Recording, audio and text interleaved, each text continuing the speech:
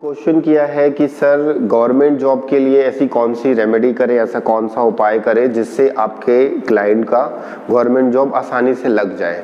या सरकारी नौकरी में बहुत सारे लोगों को ऐसी प्रॉब्लम्स आती हैं जो मेहनत तो खूब करते हैं, 5 बार 6 बार उन्होंने एग्जाम दे रखे हैं, कभी 2 नंबर से कभी 4 नंबर से मिसिंग हो जाता है, होता है ना ऐसा। तो ऐसी सिचुएशन पे हम उनको क्या रेमेडीज दें, यही क्वेश्चन है आपका। तो आप को मैं 4 उपाय बताऊंगा, आपने अपने क्लाइंट को ये 4 रेमेडीज देनी है, ठीक है। पहली रेमेडी, पहले क्वेश्चंस क्या क्या आते हैं उस पर हम बात कर लेते हैं। आपका क्लाइंट अगर आपको कहता है कि सर मैं पढ़ता तो बहुत हूँ मगर एग्जाम हॉल में मैं जैसे ही जाता हूँ मुझे आंसर्स याद नहीं आते हैं और जैसे ही एग्जाम हॉल से मैं बाहर आता हूँ मुझे सारे आंसर्स याद आ जाते हैं, तो ऐसी कंडीशन में आपने उसे कहना है कि तुम अल्फा लेवल में बैठ करके पढ़ाई करो। वो बोलेगा सर अल्फा लेवल क्या होता है? तो अल्फा लेवल ये होता है, अल्फा लेवल जैसे ब्रेन की वेव्स होती हैं, ठीक है, beta, alpha, theta and delta. तो अल्फा लेवल पे अगर बैठ करके वो पढ़ाई करेगा तो उसके दिमाग में सारा का सारा जितना उसने याद किया है वो सारा का सारा उसके दिमाग में स्टोर हो जाएगा। एग्जाम में कभी भी वो आंसर्स को भूलेगा नहीं। आप लोगों ने सुना होगा कि हमारे बड़े बुजुर्ग कहते थे कि सुबह उठ करके पढ़ाई करो। वो क्यों कहते थे? उनको ये रीजन नहीं पता था कि अल्फा लेवल, थीटा लेवल या डेल्टा लेवल ऐसा कुछ होता है। पहले पूरा सुन लो, उसके बाद क्वेश्चंस करना, ठीक है। पहले सुन तो लो, उसके बाद आपके जो क्वेश्चंस होंगे, डाउट्स होंगे, पूरा सुन लो, आप पूरा आखिरी तक सुन लो, उसके बाद अपने क्वेश्चंस मुझे देना, बीच में आप डिस्टर्ब मत करो। तो करना क्या है, ठीक है। पुराने जमाने में लोग क्या करते थे, कहते थे ना कि सुबह उठो, उनको नहीं मालूम था कि अल्फा, थीटा, डेल्टा क्या होता है। बात समझ में आ रही है? तो होता ये है कि जब आप सोते हैं तो आप डेल्टा लेवल पे होते हैं और डेल्टा लेवल से जब उठते हैं तो आप फिर थीटा लेवल पे आते हैं और थीटा लेवल से फिर आप अल्फा लेवल में आते हैं और अल्फा से आप बीटा लेवल में आते हैं। अभी हम जो बात कर रहे हैं ये बीटा लेवल है। आपने स्टडी किस लेवल पे करी? अल्फा लेवल पे। जब आप घर में होते हैं तो रिलैक्स होकर के पढ़ाई करते हैं और जब आप एग्जाम देने जाते हैं तो आप स्ट्रेस में होते हैं, तो क्या आपको आंसर्स याद आएंगे? बिल्कुल नहीं। तो अल्फा लेवल में बैठ के पढ़ना है। अब अल्फा लेवल में कैसे जाएं? या तो आप मेडिटेट करो या तो आप, ये मैं अभी माँ सरस्वती का मंत्र आपको दूंगा, इस मंत्र का आप जाप करो। 5 मिनट अगर वो इस मंत्र का जाप करता है दोनों कान बंद करके, वो ऑटोमेटिकली अल्फा लेवल में चला जाएगा। अब अल्फा लेवल में पढ़ाई कर रहा है तो जब एग्जाम देने जाएगा तो कान बंद कर ले, नहीं भी बंद कर सकता है तो एग्जाम हॉल में बैठे ही बैठे सिर्फ 2 मिनट मंत्र जप करे, वो अपने आप अल्फा लेवल में चला जाएगा। तो पढ़ाई घर में कहाँ पर करे इसने? अल्फा लेवल में। एग्जाम देने कहाँ जा रहा है? अल्फा लेवल में। तो आंसर्स याद आएंगे कि नहीं आएंगे?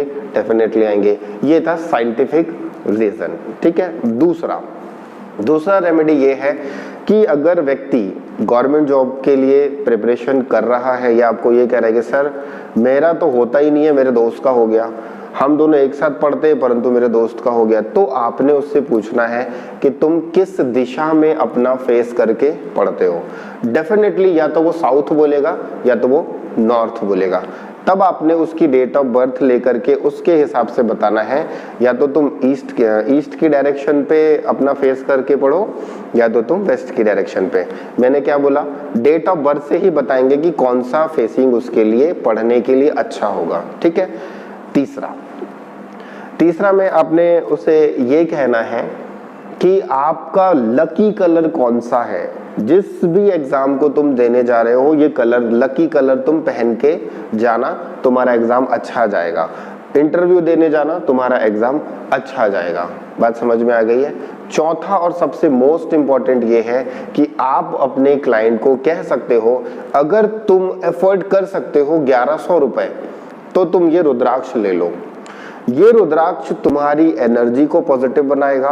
तुम्हारे ग्रह नक्षत्र जो खराब चल रहे हैं, जो 2-4 नंबर से तुम मिसिंग हो जा रहे हो, तुम्हारी गवर्नमेंट की जॉब नहीं लग पा रही है, तुम इस रुद्राक्ष को लाल कलर के धागे में डाल करके धारण कर लेना, तुम्हारा एग्जाम अच्छा जाएगा। और वो अभी जो मैंने बोला माँ सरस्वती का बीज मंत्र जो होगा आपने उसे दे देना है। ठीक है, जब व्यक्ति इस रुद्राक्ष को गले में धारण करेगा तो वो हमेशा अल्फा लेवल में रहेगा, उसका दिमाग शांत रहेगा। जब भी वो पढ़ने बैठेगा तो अल्फा लेवल में आ जाएगा उस मंत्र जप को करने से। आ गई बात समझ में? पांचवी चीज ये है कि अगर वो पुलिस विभाग में उसे नौकरी चाहिए तो आपने कहना है कि तू मोबाइल में उस पुलिस विभाग का लोगो लगा ले, वॉलपेपर लगा ले और अपने वेस्ट की डायरेक्शन पे उस पुलिस विभाग का लोगो लगा और अपना नाम लिख। अगर वो कहता है कि मैं बैंकिंग सेक्टर में जाना चाहता हूं तो ठीक है, जिस भी बैंक में तुझे जॉब करनी है उसका लोगो अपने मोबाइल के स्क्रीन पे लगा ले और वेस्ट की डायरेक्शन पे लगा ले।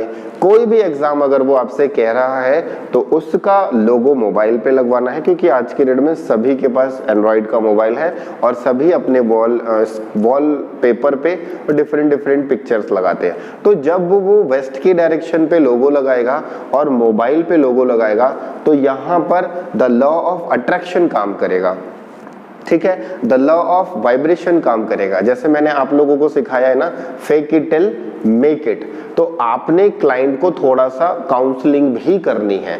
आपने सीधा कहना है कि अगर एफोर्ड कर सकता है तो 1100 रुपए का तू रुद्राक्ष ले ले, तेरा काम बन जाएगा। अब इसके फायदे बताता हूं। ये एनर्जी को पॉजिटिव बनाएगा, एग्जाम में जाते समय आपके माइंड को चिल रखेगा, पहली बात। दूसरी बात, जब आप इसे गले में धारण करके रखेंगे, जब भी आप पढ़ने बैठेंगे तो आप अल्फा लेवल में चले जाओगे और जब आप एग्जाम में जाओगे तब भी आप अल्फा लेवल में हो जाओगे। कई क्वेश्चंस ये भी आएंगे कि सर एग्जाम में तो ऐसे कुछ ले जाने देते नहीं हैं, तो जब तक तुम इसको पहन के रखे हो तो तुम अपनी गाड़ी में रख लो, एग्जाम हॉल में मत लेके जाओ, गाड़ी में रख लो। और मुझे ऐसा नहीं लगता कि मना किया जाता होगा, कोई बहुत इंपॉर्टेंट एग्जाम होते होंगे तो शायद मना कर दें, तो निकाल करके गाड़ी में रख लो। आपके आभा मंडल के साथ तो ये कहीं ना कहीं कनेक्टिविटी में रहेगा।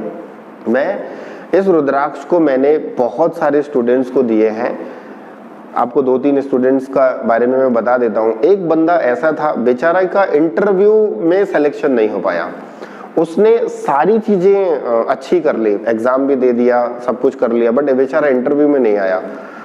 मैंने कहा ठीक है, काम कर, तू ये ले रुद्राक्ष ले, 1100 रुपए का खर्च कर ले, अगर एफोर्ड कर सकता है तो देख तेरा काम बन जाएगा। और जो उपाय मैंने बताए हैं तू कर ले। इंटरव्यू में सिलेक्शन उसका आसानी से हो गया, बट मेहनत करी उस बंदे ने। ऐसा नहीं है कि रुद्राक्ष धारण कर लिया तो उसके साथ चमत्कार हो गया, ऐसा कुछ नहीं हुआ। उसकी एनर्जी, उसका भाग्य, उसका किस्मत पीछे से साथ दे दिया, धकेल दिया कि जा तू इस लायक है, और उसे फाइनली मिल गया। मेरी एक क्लाइंट है, मतलब वो बेचारी, मैं बेचारी ही बोलूंगा, उसका ना कभी 0.5 नंबर से 0.3 नंबर, 1 नंबर से भी नहीं कह रहा हूँ, पॉइंट से वो मिसिंग हो जा रही थी। 3 एग्जाम देने के बाद वो पॉइंट से मिसिंग हो रही थी, बहुत परेशान। मेहनत करने के बाद भी वो एक ही चीज बोलती कि सर मेरी फ्रेंड का हो जाता है और मैं पॉइंट से मिसिंग हो जा रही हूँ, मैं क्या करूं। मैंने यही कहा, जो रेमेडीज मैंने तुमको बताई है, अभी जो बताई है, ये कर ले और ये रुद्राक्ष तो धारण कर ले, देख तेरा कैसे नहीं निकलता है। एग्जाम देने के बाद वो जब एग्जाम देकर आई है, वो पहले ही कह दी कि सर मेरा सिलेक्शन हो गया। मैंने कहा कैसे? बोले सर एक भी क्वेश्चंस मैंने छोड़े नहीं है और मुझे यकीन है इस बार तो मेरा हो ही जाएगा। और फाइनली जब उसका रिजल्ट आया तो उसने बताया मुझे कि सर मैंने जैसा आपको बताया था ना कि इस बार तो मुझे कोई फेल ही नहीं कर सकता, और मेरे अच्छे नंबर्स आ गए। तो ये रुद्राक्ष की पॉजिटिव एनर्जी है, अल्फा लेवल में बैठ के पढ़ने का तरीका है। और जो कलर्स हम उनको, आप अपने क्लाइंट्स को बताओगे कि इस कलर का कपड़ा पहन के तुमको जाना है, अगर पॉसिबल नहीं है तो तू भैया हैंकी रख ले उस कलर का, जेब में रुमाल रख ले उस कलर का और तू जा। तो पहले आपने डेट ऑफ बर्थ से उसकी एनर्जी चेक करनी है। अगर आपका क्लाइंट कहता है कि सर मैं 1100 रुपए नहीं दे सकता, तो ये कहना कि काम कर, जो ये रेमेडीज जो बताई ना, वेस्ट की डायरेक्शन पे लोगो लगा ले, अपने मोबाइल पेपर पे ये कर ले, अल्फा लेवल में बैठ के पढ़ाई कर ले, ठीक है, ये कलर है तो इस कलर का कपड़ा पहन ले, कर देना थोड़ी बहुत मदद उसकी, ठीक है। बहुत ज्यादा डिटेल में अगर वो बोलता है कि नहीं इससे कोई चमत्कार होगा क्या, अगर ऐसा कुछ ये वो फलाना बहुत सारे क्वेश्चंस होंगे, तो सीधा कह देना तुम्हारा जीवन है, तुम जानो, मुझे ऐसे लोगों की आवश्यकता बिल्कुल नहीं। आपने उन लोगों के साथ ही कनेक्ट होना जिनको रियल में आपकी आवश्यकता है। अगर तर्क वितर्क और नेगेटिविटी में बात कर रहा है तो एक ही चीज कह देना, तुम अपने जीवन में खुश रहो, तुम्हारी लाइफ में जो हो रहा है परमात्मा के ऊपर छोड़ दो। अगर किस्मत रही तो तुम आगे बढ़ जाओगे, नहीं रही तो जहां हो वहीं रह जाओगे। क्योंकि ये होता है ना कि जब आप किसी को ज्ञान देते हो ना फ्री में, तो वो ज्ञान लेने के लिए तैयार नहीं होता। तो कहीं ना कहीं उस ज्ञान को आपने समेटना है, उस व्यक्ति को, चीजों को पॉजिटिव बनाना है। अब पूछिए आपको क्या क्वेश्चन है।